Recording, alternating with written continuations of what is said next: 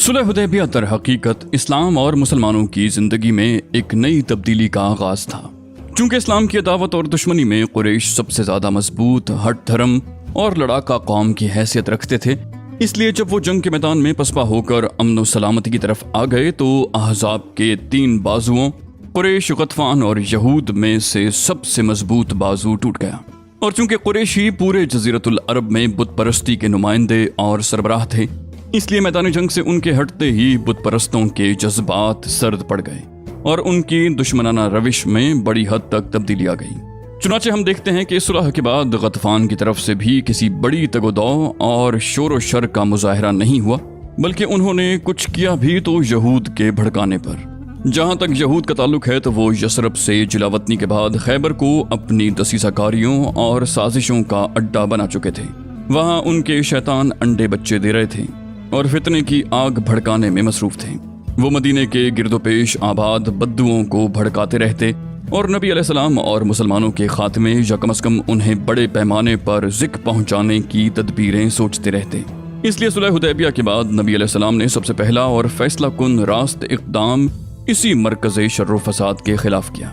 बहरहाल अमन के इस मरहले पर जो सुलह हुदैबिया के बाद शुरू हुआ था, मुसलमानों को इस्लामी दावत फैलाने और तबलीग करने का अहम मौका हाथ आ गया था। इसलिए इस मैदान में उनकी सरगर्मियां तेज तर हो गईं, जो जंगी सरगर्मियों पर गालिब रहीं। लिहाजा मुनासिब होगा कि उस दौर की 2 किस्में कर दी जाएं। नंबर 1 तबलीगी सरगर्मियां और बादशाहों और सरबराहों के नाम खतूत, और नंबर 2 जंगी सरगर्मियां। फिर बेजाना होगा कि इस मरहले की जंगी सरगर्मियां पेश करने से पहले बादशाहों और सरबराहों के नाम खतूत की तफसीलात पेश कर दी जाएं, क्योंकि तबई तौर पर इस्लामी दावत मुकद्दम है, बल्कि यही वो असल मकसद है जिसके लिए मुसलमानों ने तरह तरह की मुश्किलात, मसाइब, जंग और फितने, हंगामे और इस्तराबात बर्दाश्त किए थे। 6 हिजरी के अखीर में जब रसूलुल्लाह सल्लल्लाहु अलैहि वसल्लम हुदैबिया से वापस तशरीफ लाए तो आपने मुख्तलिफ बादशाहों के नाम खतूत लिख कर उन्हें इस्लाम की दावत दी। आपने इन खतूत के लिखने का इरादा फरमाया तो आपसे कहा गया कि बादशाह उसी सूरत में खतूत कबूल करेंगे जब उन पर मोहर लगी हो। इसलिए नबी अलैहिस्सलाम ने चांदी की अंगूठी बनवाई जिस पर मोहम्मद रसूलुल्लाह नक्श था। ये नक्श 3 सत्रों में था। एक सत्र में मोहम्मद, एक सत्र में रसूल और एक सत्र में अल्लाह। फिर आप अलैहिस्सलाम ने मालूमात रखने वाले तजुर्बाकार सहाबा कराम को बतौर कासिद मुंतखब किया और उन्हें बादशाहों के पास खतूत देकर रवाना फरमाया। अल्लामा मंसूर पुरी ने वसूख के साथ बयान किया है कि आप अलैहिस्सलाम ने ये कासिद अपनी खैबर रवानगी से चंद दिन पहले यकम मुहर्रम 7 हिजरी को रवाना फरमाए थे। नज्जाशी शाह हब्श के नाम खत। इस नज्जाशी का नाम असहमा बिन अबजर था। नबी अलैहिस्सलाम ने उसके नाम जो खत लिखा उसे अम्र बिन उमैया दमरी के बदस्त 6 हिजरी के अखीर या 7 हिजरी के शुरू में रवाना फरमाया।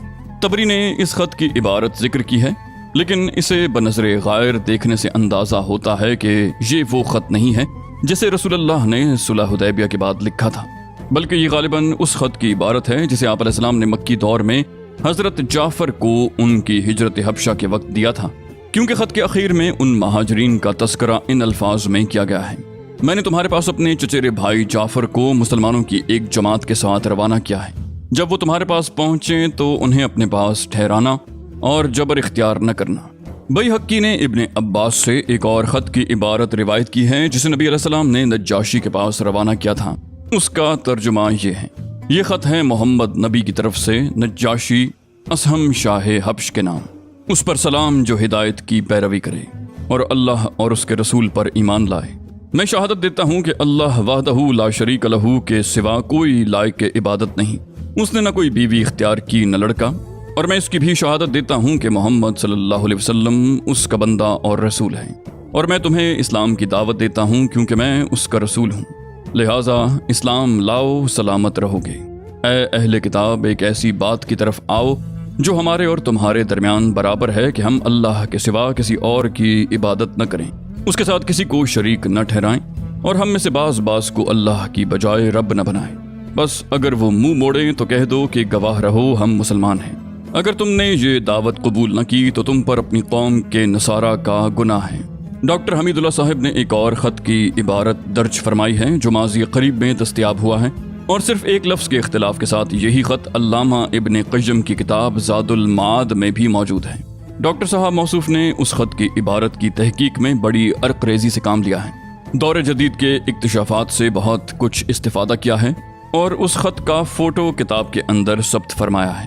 اس خط کا ترجمہ یہ ہے: بسم اللہ الرحمن الرحیم، محمد رسول اللہ کی جانب سے نجاشی عظیم حبشہ کے نام، اس شخص پر سلام جو ہدایت کی پیروی کرے۔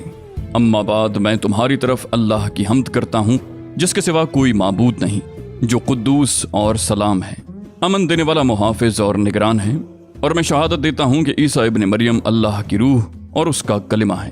اللہ نے انہیں پاکیزہ اور پاک دامن مریم علیہ السلام کی طرف ڈال دیا، اور اس کی روح اور پھونک سے مریم عیسیٰ علیہ السلام کے لیے حاملہ ہوئیں۔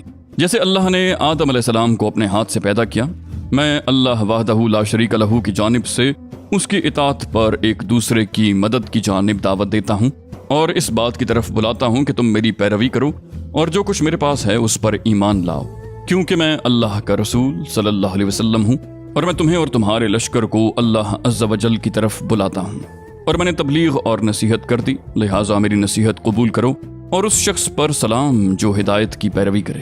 ڈاکٹر حمید اللہ صاحب نے بڑے یقینی انداز میں کہا ہے کہ یہی وہ خط ہے جسے رسول اللہ صلی اللہ علیہ وسلم نے حدیبیہ کے بعد نجاشی کے پاس روانہ فرمایا تھا۔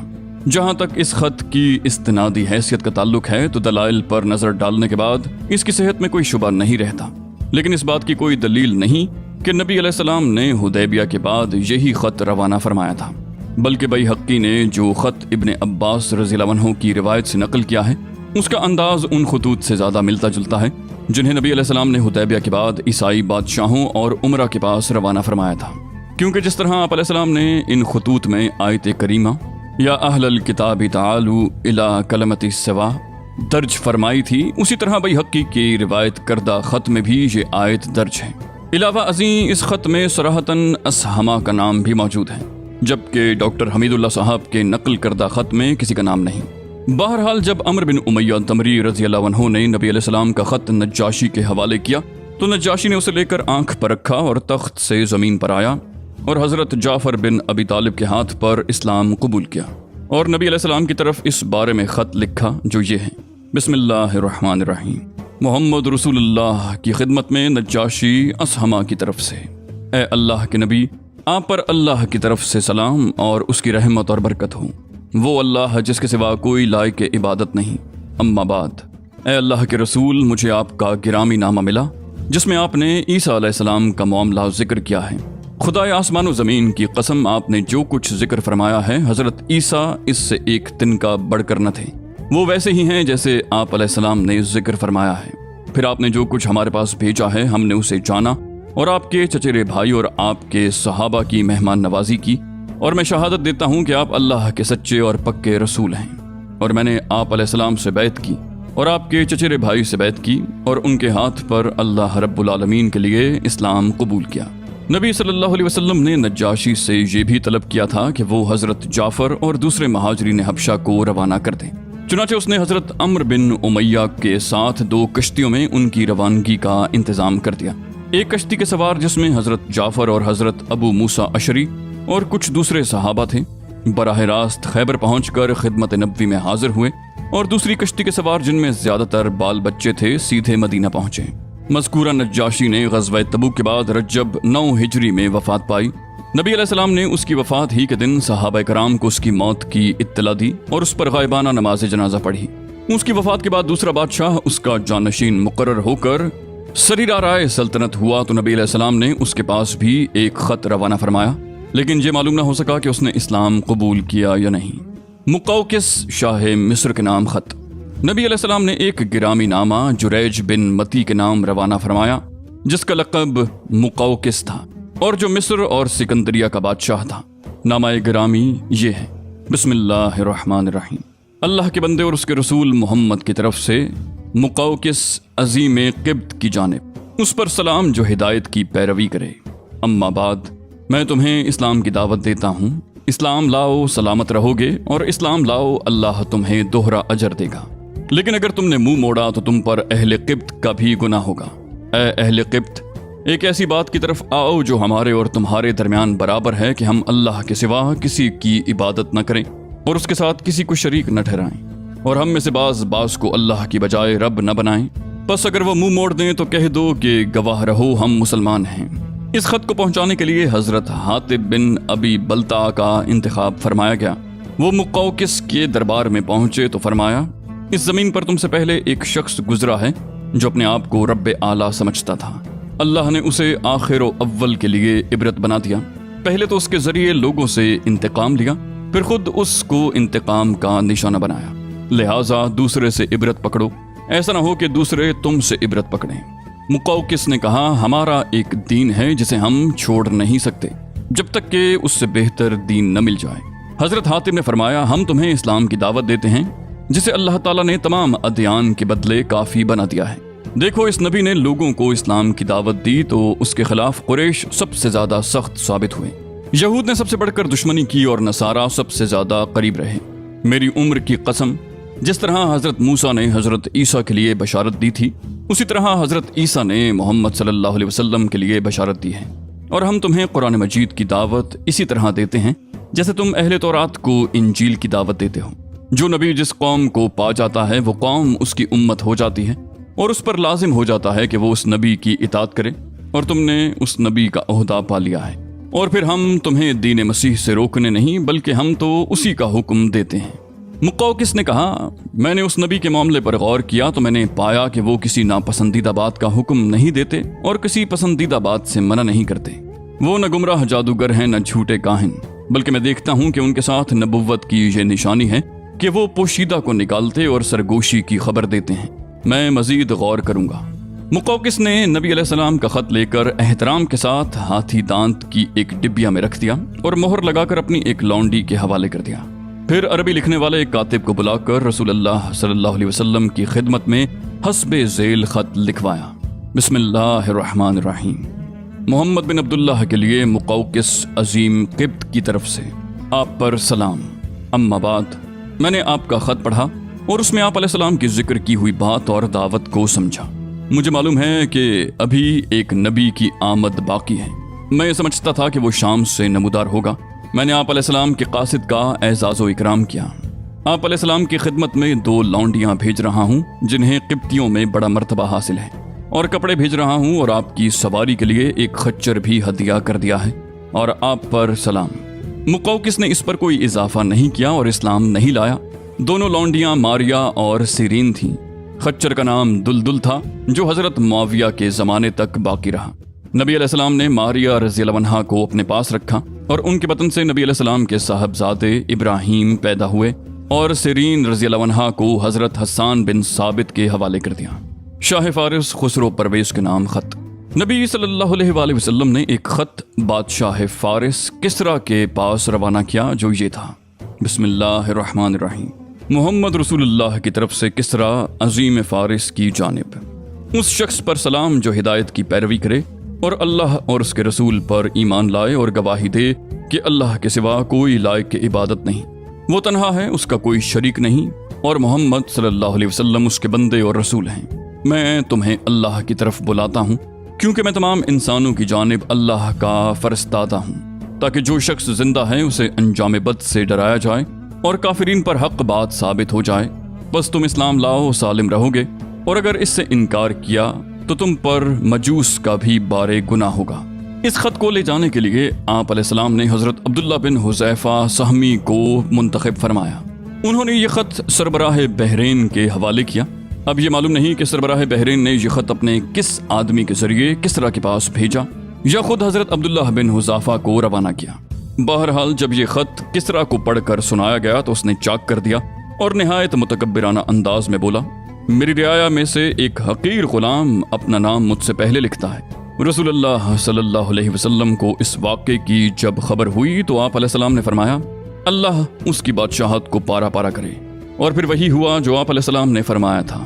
چنانچہ اس کے بعد کسریٰ نے اپنے یمن کے گورنر بازان کو لکھا کہ یہ شخص جو حجاز میں ہے، اس کے یہاں اپنے 2 توانا اور مضبوط آدمی بھیج دو کہ وہ اسے میرے پاس حاضر کریں۔ بازان نے اس کی تعمیل کرتے ہوئے 2 آدمی منتخب کیے اور انہیں ایک خط دے کر رسول اللہ صلی اللہ علیہ وسلم کے پاس روانہ کیا، جس میں آپ علیہ السلام کو یہ حکم دیا گیا تھا کہ ان کے ساتھ کسریٰ کے پاس حاضر ہو جائیں۔ جب وہ مدینہ پہنچے اور نبی علیہ السلام کے روبرو حاضر ہوئے تو ایک نے کہا، شہنشاہ کسرا نے شاہ بازان کو ایک مکتوب کے ذریعے حکم دیا ہے کہ وہ آپ علیہ السلام کے پاس ایک آدمی بھیج کر آپ علیہ السلام کو کسرا کے روبرو حاضر کرے، اور بازان نے اس کام کے لیے مجھے آپ کے پاس بھیجا ہے کہ آپ میرے ساتھ چلیں۔ ساتھ ہی دونوں نے دھمکی آمیز باتیں بھی کی۔ آپ علیہ السلام نے انہیں حکم دیا کہ کل ملاقات کریں۔ ادھر عین اسی وقت جب کہ مدینہ میں یہ دلچسپ مہم درپیش تھی، خود خسرو پرویز کے گھرانے کے اندر اس کے خلاف ایک زبردست بغاوت کا شعلہ بھڑک رہا تھا، جس کے نتیجے میں قیصر کی فوج کے ہاتھوں فارسی فوجوں کی پے در پے شکست کے بعد اب خسرو کا بیٹا شیرویہ اپنے باپ کو قتل کر کے خود بادشاہ بن بیٹھا تھا۔ یہ منگل کی رات تھی، 10 جمادی الاولیٰ 7 ہجری کا واقعہ ہے۔ رسول اللہ صلی اللہ علیہ وسلم کو اس واقعے کا علم وحی کے ذریعے ہوا۔ چنانچہ صبح ہوئی اور دونوں فارسی نمائندے حاضر ہوئے تو آپ علیہ السلام نے انہیں اس واقعے کی خبر دی۔ ان دونوں نے کہا، کچھ ہوش ہے؟ آپ کیا کہہ رہے ہیں؟ ہم نے آپ کی اس سے بہت معمولی بات بھی قابل اعتراض شمار کی ہے، تو کیا آپ کی یہ بات ہم بادشاہ کو لکھ بھیجیں؟ آپ علیہ السلام نے فرمایا، ہاں، اسے میری اس بات کی خبر کر دو اور اس سے یہ بھی کہہ دو کہ میرا دین اور میری حکومت وہاں تک پہنچ کر رہے گی جہاں تک کسرا پہنچ چکا ہے، بلکہ اس سے بھی آگے بڑھتے ہوئے اس جگہ جا کر رکے گی جس سے آگے اونٹ اور گھوڑے کے قدم جا ہی نہیں سکتے۔ تم دونوں اس سے یہ بھی کہہ دینا کہ اگر تم مسلمان ہو جاؤ تو جو کچھ تمہارے زیر اقتدار ہے وہ سب میں تمہیں دے دوں گا اور تمہیں تمہاری قوم کا بادشاہ بنا دوں گا۔ اس کے بعد وہ دونوں مدینہ سے روانہ ہو کر بازان کے پاس پہنچے اور اسے ساری تفصیلات سے آگاہ کیا۔ تھوڑے عرصے کے بعد ایک خط آیا کہ شیرویہ نے اپنے باپ کو قتل کر دیا۔ شیرویہ نے اپنے اس خط میں یہ بھی ہدایت کی تھی کہ جس شخص کے بارے میں میرے والد نے تمہیں لکھا تھا اسے تا حکم ثانی برانگیختہ نہ کرنا۔ اس واقعے کی وجہ سے بازان اور اس کے فارسی رفقا جو یمن میں موجود تھے مسلمان ہو گئے۔